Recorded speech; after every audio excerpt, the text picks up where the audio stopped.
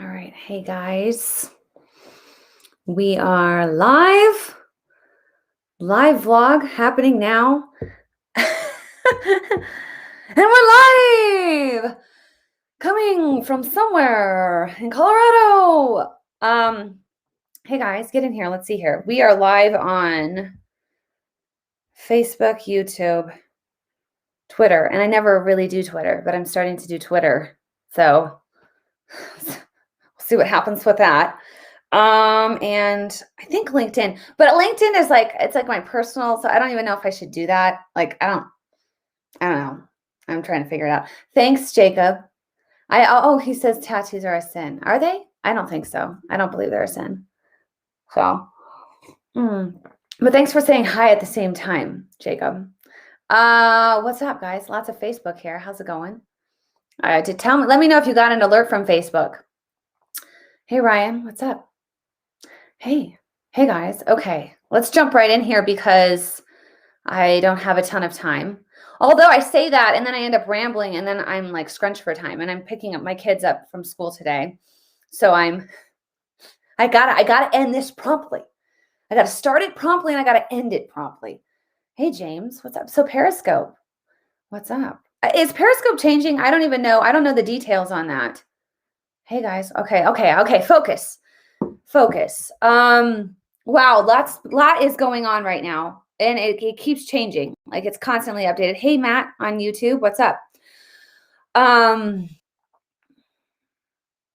Okay, let's just do this. Let's just go. Let's make this happen. Welcome to my live vlog, my live weekly vlog. I'm trying to do this weekly, and so far I've been pretty consistent.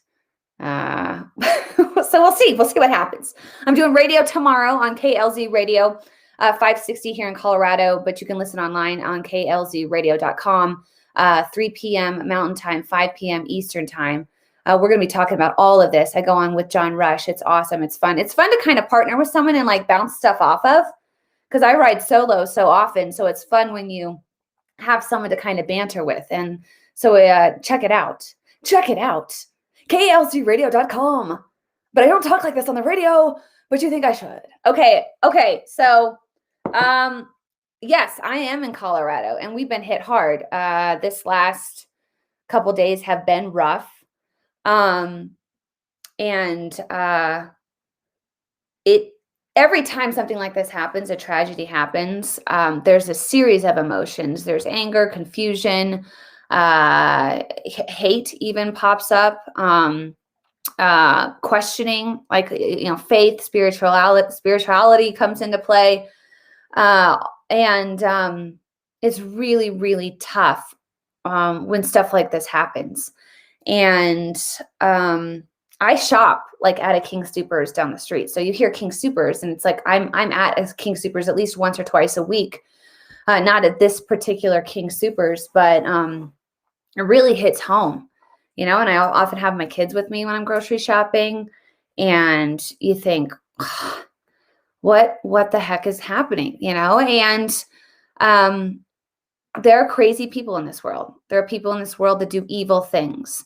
And, I was, last night, my husband was working late, so I was putting the kids to bed, and, we're sitting there in the room, and I always read devotions, and we pray and do all that before bed. And my son seemed like a little upset. Okay, and I didn't know what was going on, and I said, "Hey, Bodie, do you wanna pray?" And he goes, "I have nothing. I have nothing to say."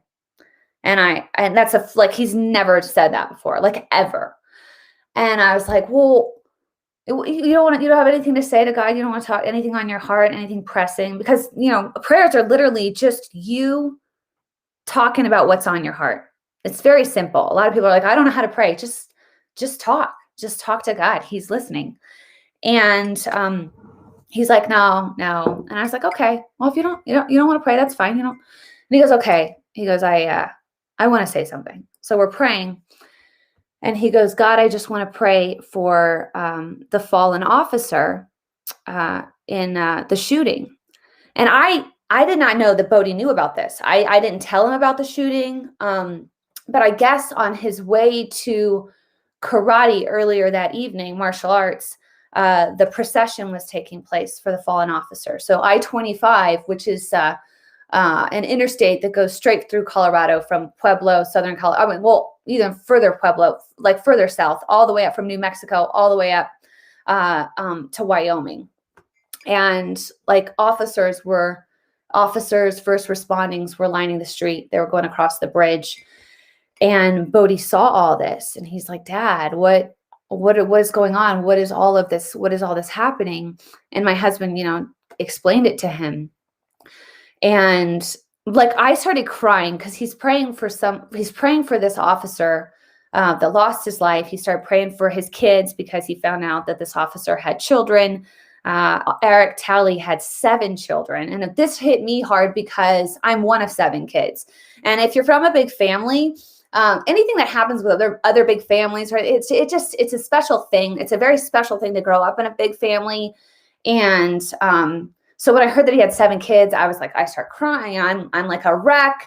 And so Bodhi's praying, and I'm like crying. And I was like, Bodhi, at the end of the prayer, I was like, how can you say you had nothing to say? Like, what you just said totally touched the heart of God, and it touched me, and it touched your sisters, and it was a tough moment, and it's a tough moment as a parent to explain. I'm sorry, I'm choking up, to explain this stuff happening, and then you get people that want to politicize it, and it makes me so mad, right? It makes me so mad because you're preying on people's emotions. Like, look at me, I'm so emotional. You're preying on people's emotions in the midst of a horrible tragedy.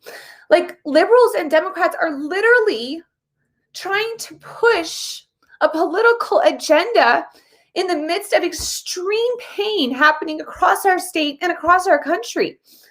And then you get Biden in the midst of all this, who knew what happened, right? This guy was on the FBI's watch list.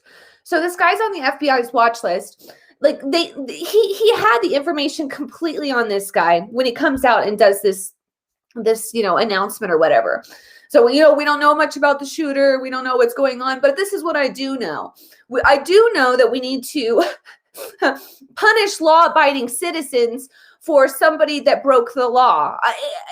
And it makes me so mad because people that aren't familiar with guns, like, I was raised up around guns. I shoot guns. I have guns. And people that they're not comfortable around guns, like, they don't get it. Like, they don't guarantee you the people that are like all on board for gun control are not around guns. They're not familiar with gun safety. They're not familiar with the respect and revere you have for the weapon. And guns don't get up and start shooting people without somebody using that gun. We don't ban cars when some lunatic drives into a crowded mass of people. It's the person behind the object that is crazed, okay? And this guy was nuts. He was a psychopath, okay? He was he sympathized with ISIS, is what I've found out. He hated Trump. And this is just another thing, okay? This guy was radicalized by the mainstream media, completely radicalized by the mainstream media. He literally was regurgitating, like, when you go through some of his Facebook posts, like, he's regurgitating what the mainstream media, CNN, ABC, NBC, CBS, what they have told him about Trump, and posting it on his page. He felt like everybody hated Islamic people. He felt like he was a victim.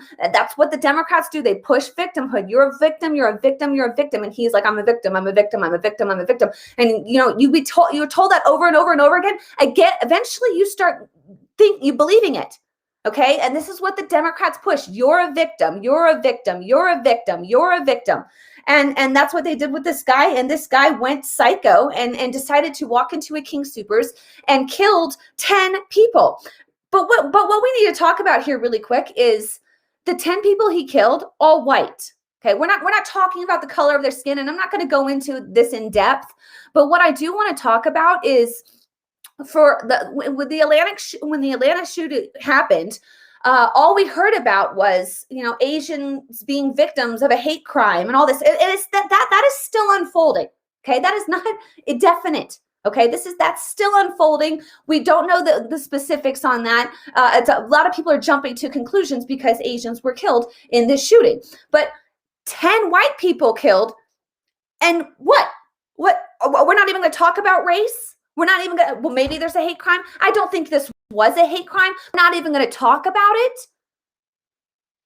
And gosh, I'm so fired up right now because we got teen suicide at a skyrocketing pace right now amongst white teenagers. And I don't know, call me crazy, but if you tell white kids over and over again that everything is their freaking fault, that they should be judged on the color of their skin and not the content of their character, that just because they're white, they might be racist, or just because they're white, they should be punished for the sins and atrocities of people that they were never related to or had anything to do with. Maybe telling children that over and over again, and the indoctrination that the Democrats are up pushing in our schools with the hatred for whites. I don't know. Maybe that's why we see white children out there killing themselves, because they lead in teen suicide. But we don't want to talk about that, right? We don't want to talk about that. Let's not talk about the fact that they were all white people. And the person that up and killed these people was a Syrian refugee. Talk about a hate crime. This looks like a hate crime. And I'm not saying it is, but it looks like it is. And nothing, silence from the left, silence from our media.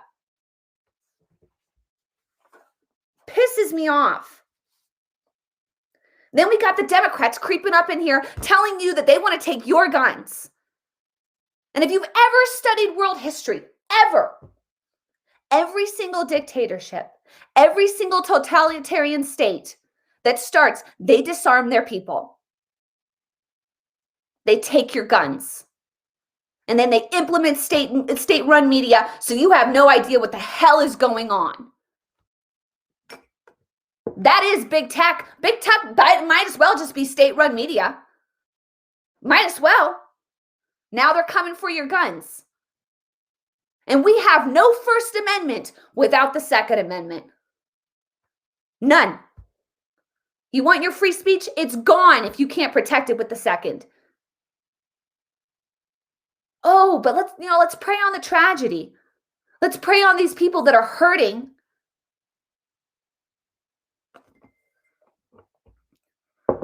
Sorry, I'm not my normal self today because I'm done with it. I'm done with it.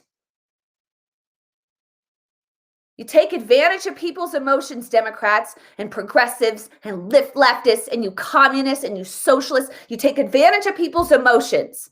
And then you try to push a radical agenda to implement your policies, which, let's just say what it is. It's communism. That's what you guys want. But you got to take our guns, right?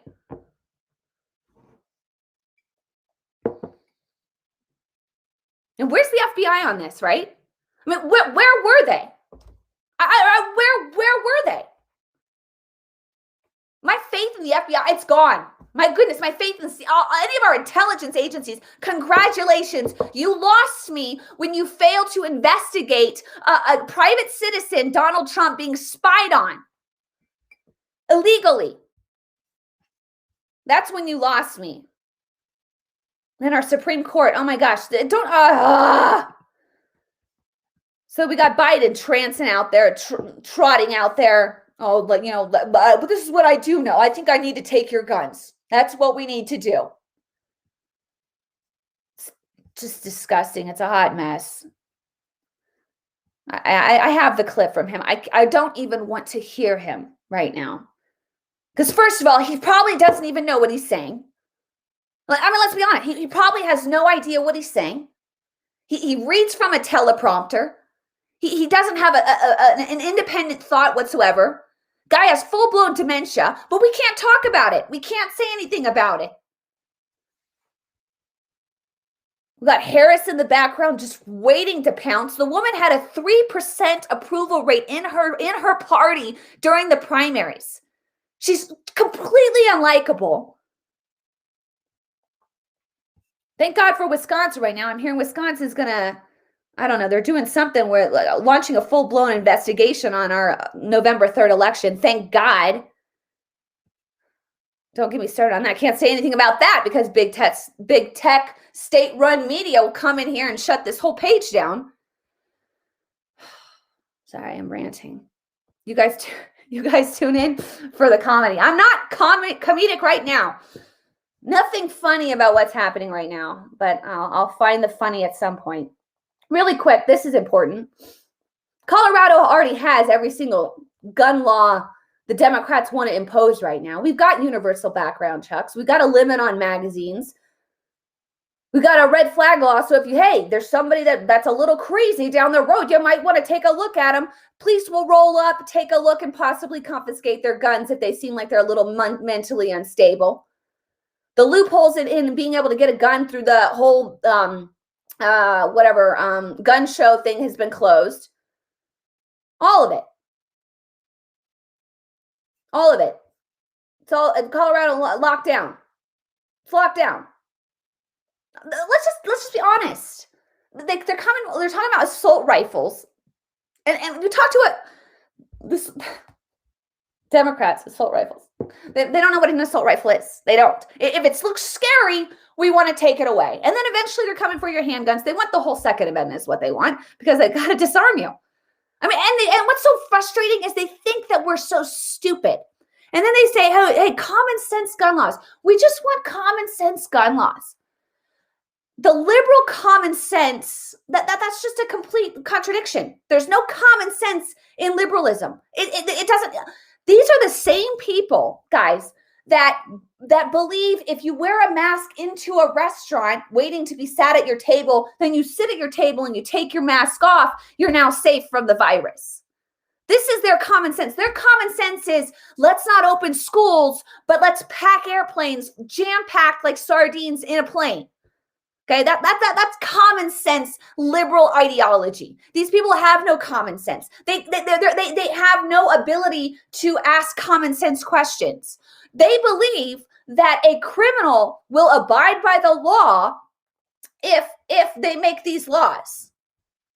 There's already a law. You don't go into grocery stores or crowded buildings and start shooting people. That's illegal. And yet they think with more laws, that'll do it. Just throw one more on the books and that'll do it. It's ridiculous. It's but that's how they think, right? Which makes me think they don't think. They don't think. And then they're like, well, the judge revoked the ban in Boulder. He revoked the ban on assault rifles like just days before the shooting, and the shooter got the gun like 6 days out. So wait, just let me get this straight. You think that the shooter's like, oh man, that judge just revoked the ban on assault weapons up in Boulder. So I'm going to go get a gun and I'm going to now, since I'm allowed to use assault rifles or assault weapons, I'm going to go get my banned assault rifle now and go blow a bunch of people up because it's no longer banned. Like, that's what they think though. Like, how do you reason with people that think that way? Like, you can't. We cannot reason with the left. You cannot reason with liberal ideology. You can't reason with leftist progress. They all emotion. All emotion. That's why Biden is capitalizing on the emotion right now. I have too much and I've ranted too long. I was going to talk about a bunch more stuff and it's just, I was not planning on getting emotional like that, but I'm just, it's just, I can see it all. And I'm sure you can see it all. I'm sure like if you're paying attention, you can see it all.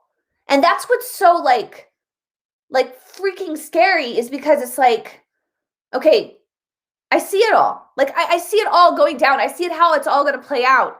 And it's like you're standing there and you're like, can I stop it? I don't know if we can stop it. I hope we can.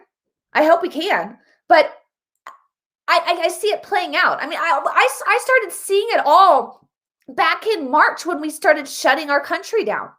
I mean, back in March when we started shutting our country down and they started pushing for mail-in ballots and they started shutting down small businesses, but keeping large businesses open, and nothing started to make sense. Absolutely nothing. And then they started telling us that we need to put something over our face, which completely disconnects you from the rest of society, and telling it it's for our own good and for our own safety, when science, real science, not political science, is saying something completely different.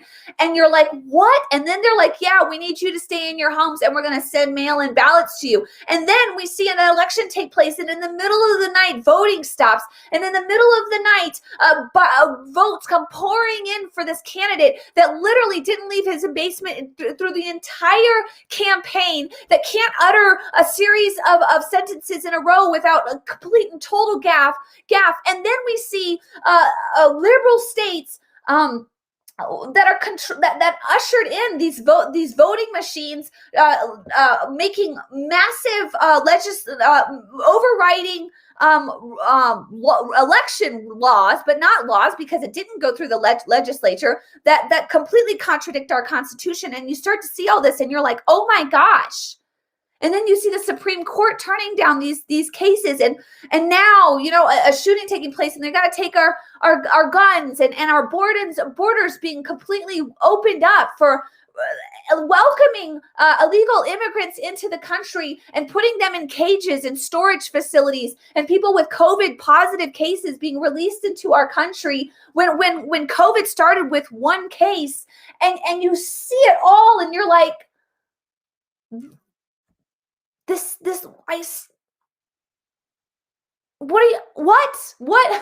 what? And I'm sure you're thinking the same thing. It's like, oh my gosh, you can see it all. You can see the plan.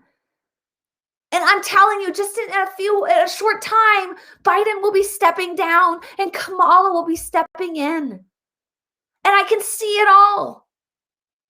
And you can see it, the indoctrination of our children in our schools. And then they're going to start coming for the churches, man. They're going to be forcing churches to go completely against biblical principles because they got to eliminate religion to usher in communism. Karl Marx said it. Communism begins when atheism begins. Like, you can see it if you're paying attention, and so many are blind. So many can't see it. And it's so frustrating. And not to sound cheesy, but I do feel like that character on the Titanic, what's her name? Rose and Jack. And I remember watching this when I was like in 8th grade, and it was like, oh my gosh.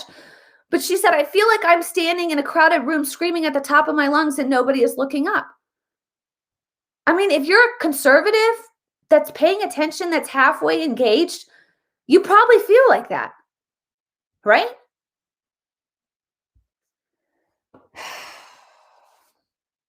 Man, I am so off of my notes. So the border crisis, we know it's planned.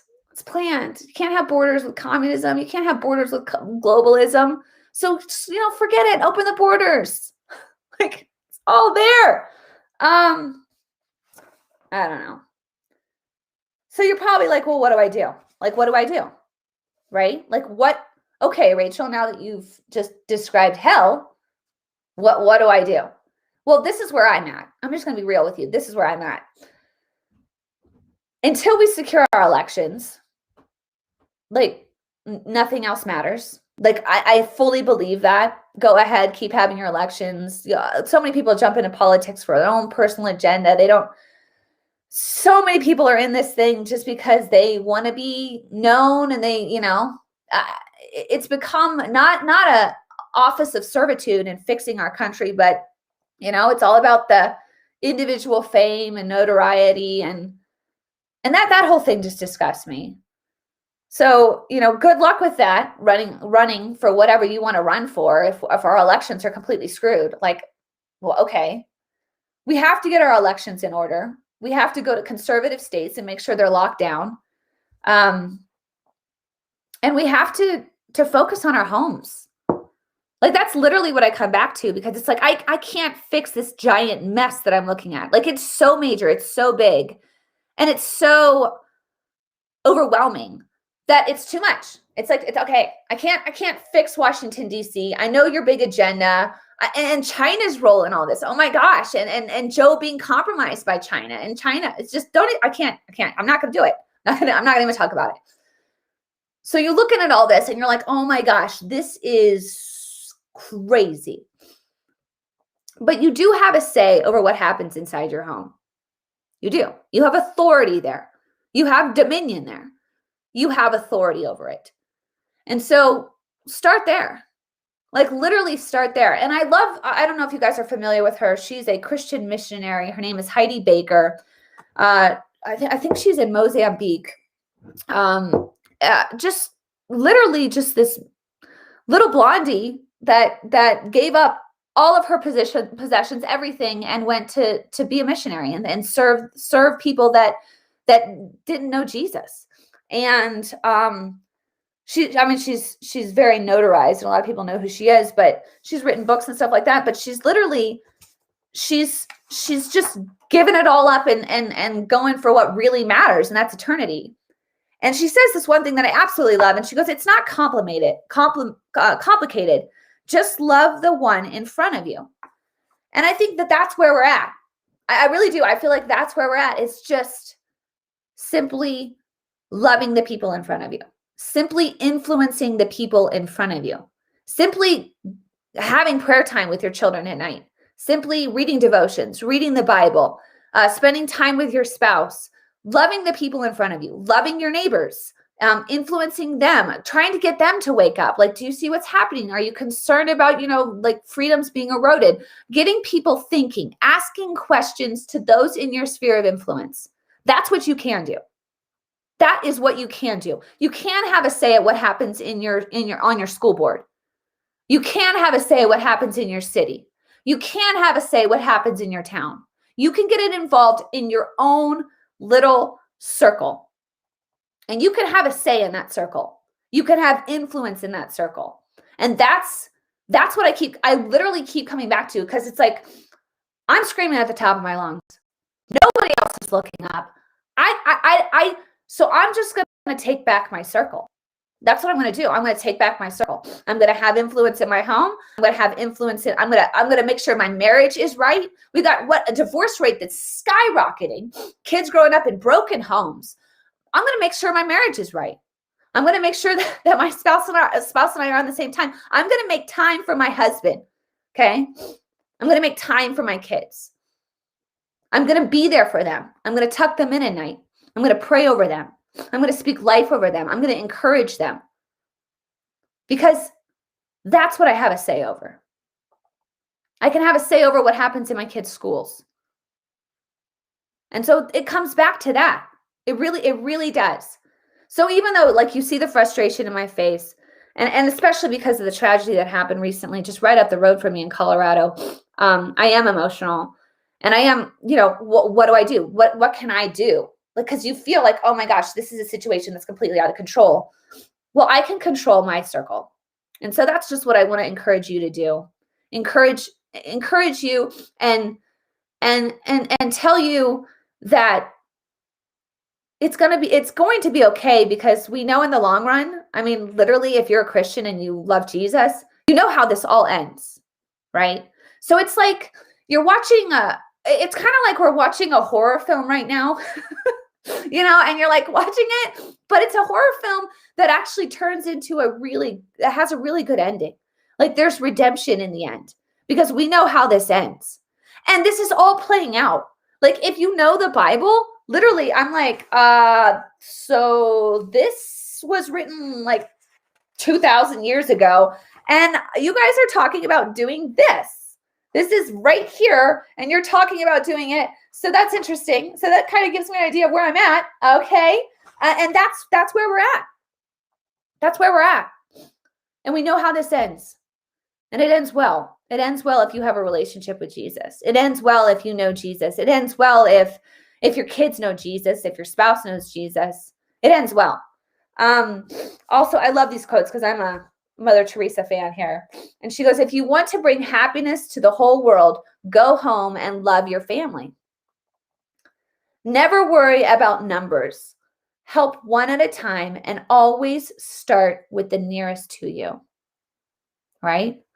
So I think sometimes we become so outer focused, like we become so like social media and all that, oh, this many, followers and tweets, and oh, look at them, they look the beautiful life and the pictures, and we become so out here, looking out here, that we forget to look at the people right in front of us.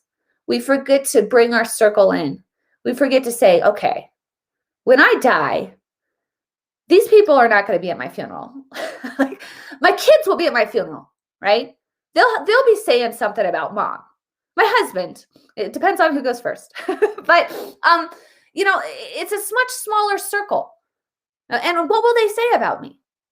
And then what will they say about you, for your loved ones and those around you? And that's what really matters.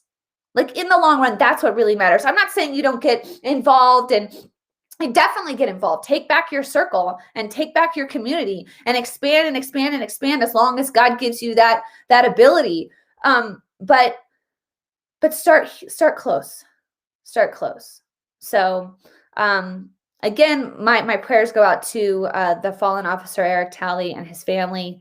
God bless you guys. And I'm going to end it with that. A little bit more emotional stream today. Probably my most emotional one I've ever had. But it's because of the circumstances we're in. And I hate being preyed upon. And I'm seeing that happen right now. So, all right, you guys, God bless. Share this video, and we'll talk soon.